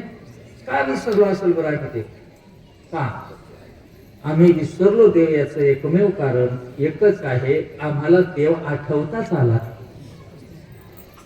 मग देव आठवायचा आहे का? हो. मग ज्यांनी आठवला ना त्यांच्याकडून तो आपला आठवून घ्यायचा, तेव्हा देवाचा विसर पडत. मला सांगा, देव सोडून तुम्ही आहे का? आत्ता कीर्तनाला आहे कोणी? हा महाराज, मी देव सोडून आहे. कालच कीर्तन उशिरा करावं लागलं होतं माहिती, आधी तुमचा कार्यक्रम करावा लागला. देव सोडून काय आपलं? तो आहे म्हणून आला, तो आहे म्हणून खिचडी आता, तो नसला का कार्यक्रम ओके. बरोबर आहे का नाही? देव, पण तो देवाचं जे अस्तित्व आहे ना ते आपल्यात आहे, याचा आपल्याला विसर आहे. तो कोबराय म्हणतात, याचा विसर न पडावा यासाठी मला तू काय दे म्हणे, हेच दान. भगवंत म्हणाले, काय बोलता तू कोबराय, तुम्ही माझे एवढे एकनिष्ठ सेवक आहात, तुम्हाला द्यायचं नाही मग का? अहो तुम्हाला हे बघा, तुमचा अधिकार माझ्यावर एवढा आहे, तुम्हाला मी दानात द्यायला तयार आहे. काय? मुक्ती, धन आणि संपदा, हे सर्व देवाकडे आहे बरं का, आजही आहे. तुम्हाला काय पाहिजे? मुक्ती पाहिजे का? कोणाला मुक्ती पाहिजे? बोटवर करा.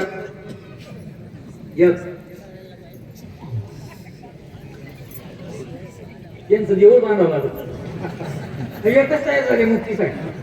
मुक्ती म्हणजे ओके करताना देवाकडे मुक्ती आहे बरं का. मुक्ती आहे म्हणजे वर घेऊन जायचं नाही. मुक्ती म्हणजे तुम्ही आणि जो प्रपंच तुम्हाला लटकले आहे ना, याच्यामध्ये वेगळीकता जी आहे ना, त्या वेगळीकतेशी ठाम होणं याला मुक्ती आहे. ती मुक्ती सुद्धा, आता मी गळ्यात तुळशीची माळ घातली, तुम्ही घातली? मी घातली तुळशीची माळ. मी जेव्हा घातली ना तेव्हा निश्चय केला होता मला मुक्त व्हायचं. काय साठी? मुक्त होण्यासाठी घातली. पण मी आत्ता देवाला त्या दिवशी म्हणतो मला मुक्तच व्हायचं. का रे बाबा? म्हणलं नाही, पोट नाही भरत देवा. म्हणे मग काही खायला देऊ का, हॉटेलमध्ये जातो मला ते नाही. भक्ती करायचं जे भूक आहे ना, ती भूक येणार, ती भूकच आवडेल मला, अजून अजून भक्ती करावीशी वाटते. बघा, तुळशीची माळ घातली आपण, देवाचे झालं तर देव आपल्याला मुक्त करील, कारण देवाकडे मुक्तीचं भांडार आहे. मुक्त करणं म्हणजे त्याच्या स्वरूपात एकरूप करून घेणं, तो करून घेतो. अजून व्यावहारिक सत्यमध्ये भगवंत देतो धन. नकोय का कोणाला धन? तुम्हाला एक सांगा, तुम्हाला पैसे पाहिजे का लक्ष्मी पाहिजे? हो देवी भैरवाले, आताच सांगितलं मला कार्यकर्त्यांनी, तर ते गेट आहे ना तिथं, हे पडद्याच्या मागे तिथं काउंटर लावायचे दोन, एका बाजून 500 रुपये ना आणि एका बाजून 100 रुपयाने वाटत प्रत्येकाला. हा काय बोलतो हनुमत काय? हो, फक्त आहे ना 500 रुपये जिथे आहे ना तिथे आहे ना असं लिहिलंय पैसा, आणि 100 रुपये जिथे आहे ना तिथं लक्ष्मी. पुढे गर्दी होईल सांग. 500 एवढे थोडे. लक्ष्मी थोडी असते बघा, लक्ष्मी जिथे असते ना ती थोडी असते. देवाकडे लक्ष्मी आहे, पैसा नाही बरं का. डोक्यातनं काढून टाका. एक जणाला असं गाडी चालवताना स्वप्न पडलं, चालता चालता मला जर देव प्रसन्न झाला, रस्त्याने मला जर बॅग सापडली, एक सुटकेस सापडली, तिच्या 10 लाख असते, मग मी असं करीत तसं करीत, पुढे आलं खड्डं उडलं पडलं, मोडलं ना ऍडमिट केलं, लोक भेटायला तुला खड्डं दिसलं नाही का? कसं दिसलं? तो कोणत्या खड्ड्यात वावरत होता? बघा तुम्ही, देवाकडं लक्ष्मी आहे, देवाकडं पैसा नाही. लक्ष्मी किती जरी थोडी असली ना तरी ती सरत नाही, पैसा किती जरी असला ना तरी तो पुरत नाही. म्हणून भगवंताकडं मुक्ती आहे, धन आहे आणि संपदा पण. भगवंताकडे संपदा आहे, ऐश्वर्य संपन्न भगवंत आहे. परंतु तुकोबराने हे सर्व माहिती होतं, हे सर्व देवाकडे आहे. पण तुकोबराय म्हणाले, तुझा विसर न व्हावा त्याच्यासाठी संत संग देई सदा. न लगे मुक्ती धन संपदा. तुझा विसर जर झाला ना तर काही उपयोग नाही. मी माईक जीवनामध्ये लागेल म्हणून संत संग देई सदा. आणि असे संत जेव्हा तुम्हा आम्हाला भगवंताची मूळ ओळख करून आपल्यात देतात ना, आपल्या हृदयातल्या भगवत प्रेरणेला जाग करून देतात ना, तेव्हा तुझा विसर न व्हावा विठोबा.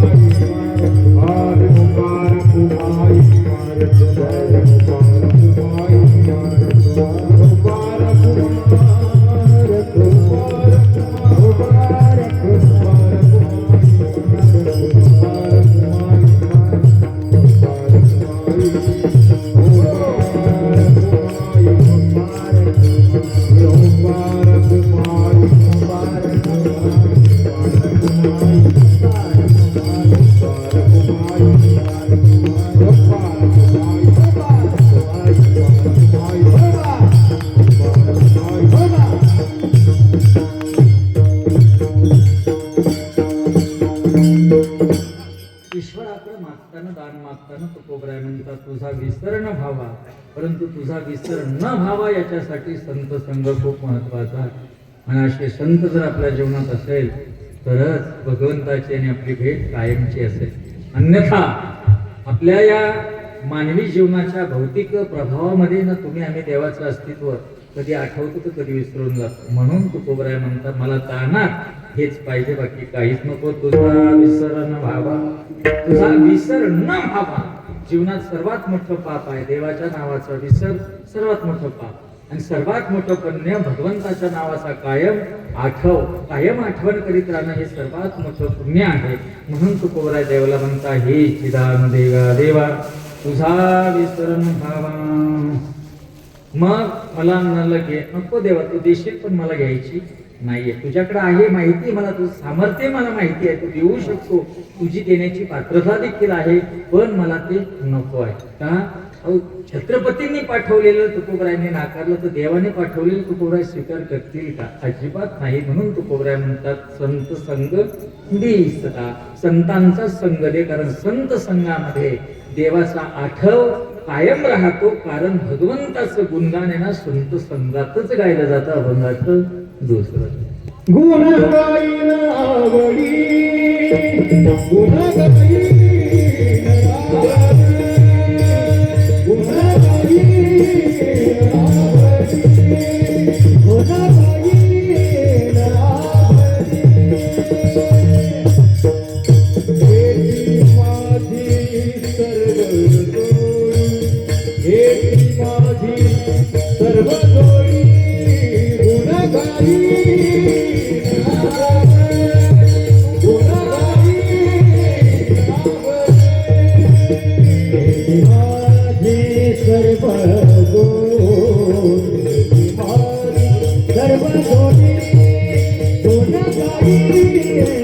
सर्व जोडी, गुण गाईन आवडी,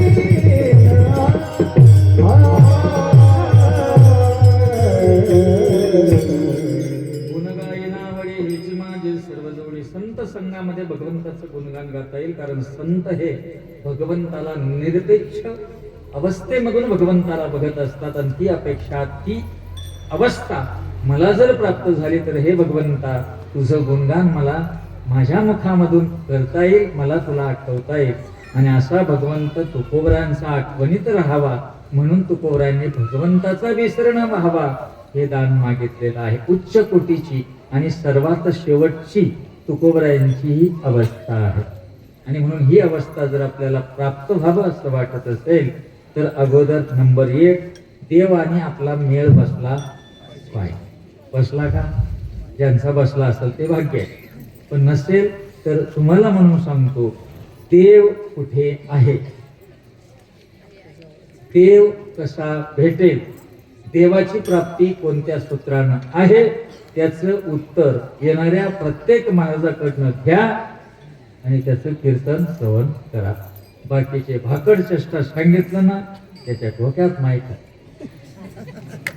मी स्पष्ट वाटता, मी काय आजचा कीर्तन करत नाही, मी थोडी भूमिका स्पष्ट आहे माझी.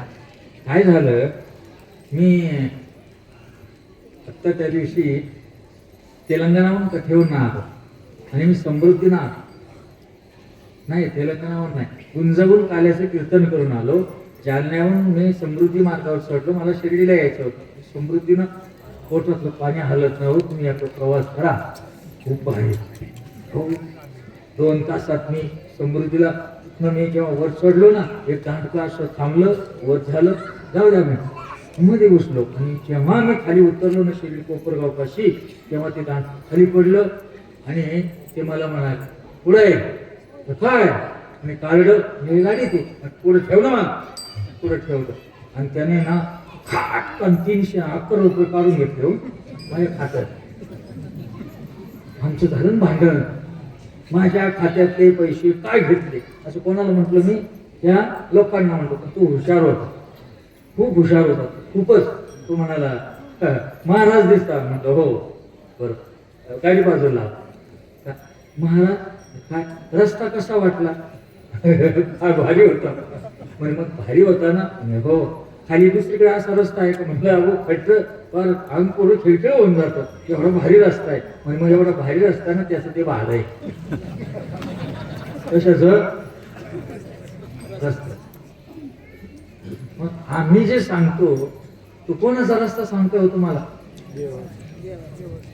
देवाचा नाही बघ, संतांचा रस्ता सांगतो, बरोबर का? मग आम्ही संतांचा रस्ता जर तुम्हाला सांगतो, तो रस्ता असा आहे, तो रस्ता तसा आहे, तर मग आम्ही टोल भरायला पाहिजे का संतांकडे? आम्हाला टोल देऊ राहील तू,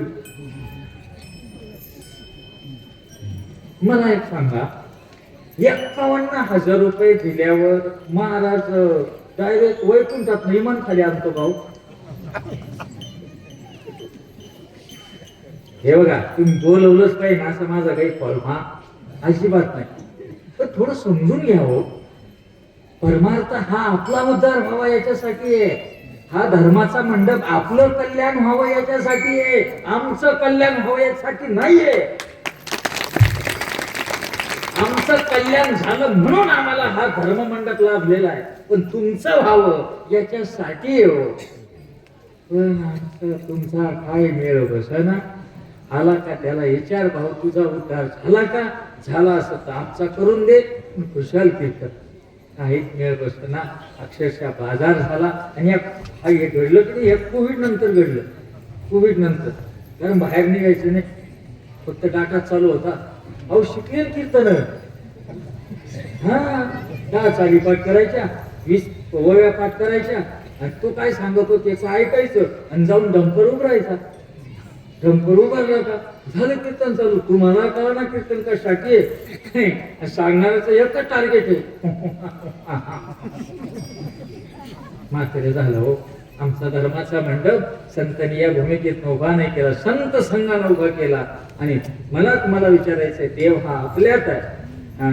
आजी अजून बाबा वयस्कर आहे, तुमचं लग्न झालं बाबा? झालं ना? हा म्हणा ना, लाजत काय? शेवटचे 5 मिनिट समजून घ्या. बघा,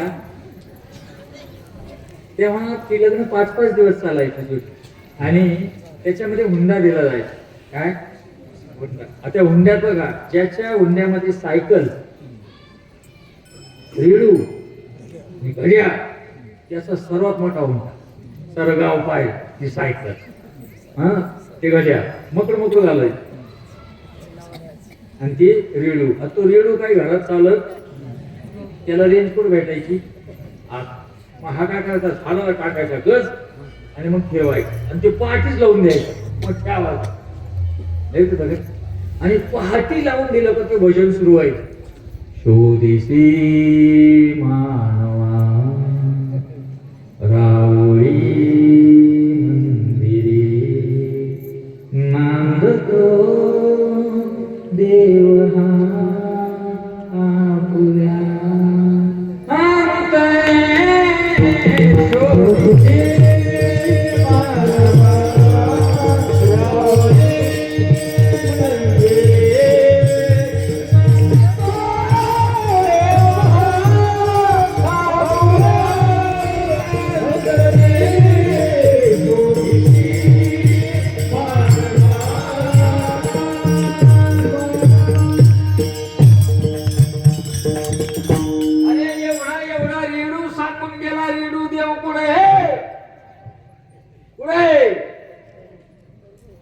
नांदतो देव हा आपुल्या अंतरी.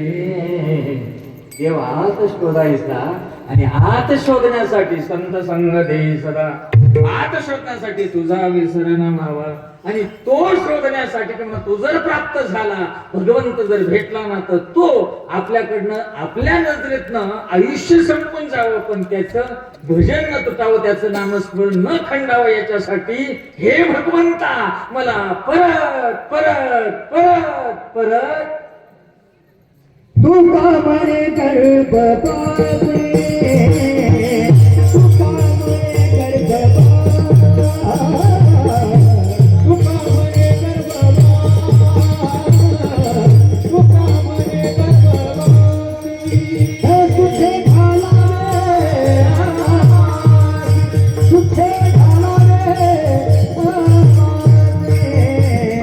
रे, तुला गायला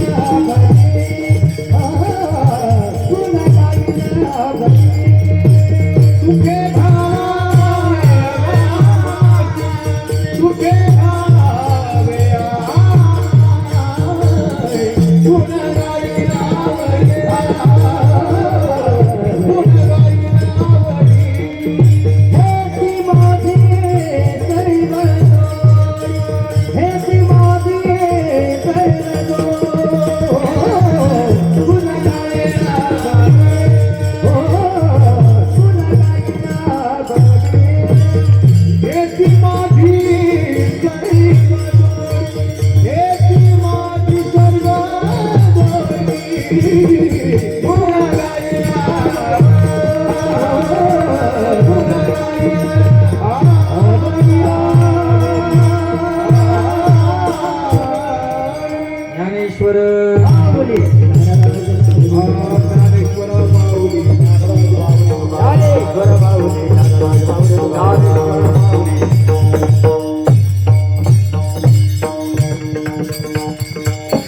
तुका म्हणे गर्भवासी सुखे घालावे आम्हासी. भगवंता तुझं नामस्मरण होत असेल, तुझा विस्तार पडत नसेल, आम्हाला मुक्ती नको, धन नको, फक्त संतांचं संग जर देणार असेल तर आम्हाला परत परत या मृत्यू लोकांमध्ये जन्माला यायचं, आम्हालाही गर्भवास भोगायचा आहे. आणि गर्भवास भोगणं आणि गर्भवासाचं दुःख तसं सोपं नाही. काय सांगू, गर्भीच्या यातना माझं भोगिता नारायण, तरीही तो कोबरा आहे. स्वर्गवास गर्भवासाची अपेक्षा करता येते एकमेव कारण संत संग देई सदा. तुझा विसरण व्हावा गुणगायीनं, आवडी हीच माझी सर्व जोडी. मला तुझा विसरण व्हावा हे जर तुझं जर गुण मला गायचं असेल तर मी परत परत गर्भवासी सुखे घालावे आम्हाशी. पण गर्भवास जरी मिळाला तरी त्या गर्भीच्या यातना नको, सुखे घालावे आम्हाशी. मात्र आम्हाला सुखानं तू परत परत जन्माला घाल. येईन मी जन्म यासाठी देवा, परत परत देवा मला जन्माला घाल आणि तुझंच नाम भजन कीर्तन, तुझंच नामचिंतन अखंड मनामध्ये राहू दे. असा सद्गुरुनिष्ठ असणारा दानाचा प्रपंच तुकोबरायांनी भगवंताच्या जवळ केला आणि तो व्यक्त करण्याची भूमिका मांडण्याचा जो प्रयत्न आहे संत सर्वांच्या आशीर्वादाने केला. लक्षात घ्या बापांनो, गळ्यात तुळशीची माळ, योग्य जीवनात सद्गुरू आणि भगवंताचं सूत्र हे सोडून जग नाहीये. तुम्ही किती फिरला असेल जगात मला माहिती नाहीये, पण मी या माझ्या 27 वर्षाच्या आध्यात्मिक प्रवासामध्ये आतापर्यंत 22 लाख किलोमीटर फिरलेलो आहे. किती? मी इतके श्रीमंत लोक पाहिले, इतके श्रीमंत लोक पाहिले. एका माणसाचं मुंबईला मी घर 1200 कोटीचं बघितलेलं आहे. किती किती म्हणजे आपण घरात समजा वर जर बंगला असेल तर खालून वर जातो, तो वरून खाली येतो त्याच्या घरी आजही. पण जेव्हा त्याच्या घरी आम्ही गेलो ना, तेव्हा मी त्याच्याशी संवादी झालो, तेव्हा तो काय मुकून रडत होता आणि फक्त एकच म्हणत होता, सर्व आहे महाराज पण मन आहे ना शांतच नाही. आपण भाग्यवान आहात, काही नाही, पण समाधानाचं एक सूत्र भगवंताचं आहे. संत सद्गुरूंचा आशीर्वाद जीवनात असावा आणि भगवंताची भेट घालून द्यावी. बिगर माळकरी राहून मरू नका. उगा आमच्या सारख्याला त्रास देऊ का तुम्ही म्हणजे गळ्यात तुळशीची माळ घालूनच मरा. कारण असं मरणच खरं निदान शिक्का, एकंदर शिक्का लावून जावं. कारण हा शिक्का नसला तर खूप अवघड होतो. वर चेकिंग खूप कठीण आहे हो, अवघड आहे हो. आमच्याकडे नाही एक कुत्रा आहे, आमच्या आप्पांना माहिती आहे, त्याचं नाव गोल्या आहे. एकदा ना गोल्या सुटला, लहान होता. बायको म्हणाली गोल्या आणा तर चहा भेटल. मी गोल्या शोधू राहिलो 2 तास आणि गोल्या मला 2 किलोमीटर अंतरावर सापडला. मी त्याला घेऊन आलो. जेव्हा त्या एका त्याने बांधून ठेवला होता, मी त्याला विचारलं, बरं झालं भाऊ तुम्ही बांधून ठेवला? तो म्हणे गळ्यात पट्टा होता ना म्हणून बांधून ठेवलं. मला वाटतं कोणातरी पाळेल तुमचं एक लहान जागेवर. मग मी बायकोला म्हणलं गळ्यात पट्टा तर आपलं पुत्र सापडलं, नाहीतर आपलं पुत्र पुढे गेलं असतं, तपास लागला नसता. जर कुत्र्याच्या बाबतीत असं आहे तर आपण माणूस आहे. आपला हजार पट्टावर चेकिंगला जर नसला तर आपला किती अवघड होईल. म्हणून गळ्यात सुंदर अशी तुळशीची माळ घ्या, योग्य सद्गुरूची भेट घ्या आणि जीवनाचं कल्याण करा. देव आपल्याजवळ आपली भेट होऊ शकते आणि ती जर झाली आणि हा मेळ बसला तर परत परत जन्माला या. तुम्ही आम्ही सर्वच परत परत भगवंताच्या या गरजा हरीचे पवाडे, हा पिटू भक्तीचा डांगोरा, काही काळाचे दरारा, तुका म्हणे करा जय जयकार आनंदे. या भूमिकेमध्ये आपण भगवंतापर्यंत जाऊ आणि हाच कथाचा प्रपंच करवली तैसी केली कटकट साळून की मंजुळ बोलत असे बाणी शिकविता धनी वेगळा. जेवढं व्यक्त करण्याची भूमिका संतांनी माझ्यावर सोपवली असावी तेवढं वाणींचे शब्द आले ते तुमच्या पुढे व्यक्त केले. बोलता बोलता एखाद्याला माझ्या शब्दाने जर काळजाला छिद्र पडलं असेल तर तांबर लावा, यमसेल लावून बुजून टाका.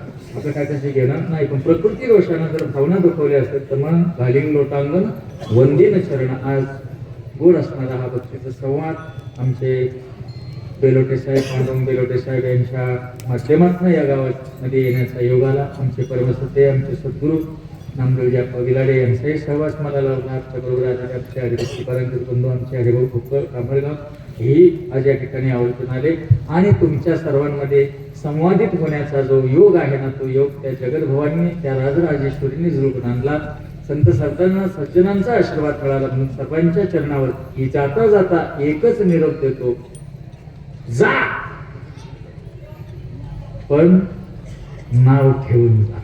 जीवनाचं एवढंच कल्याण साधा. काय मंडळी, जिव्हाळा स्वभाव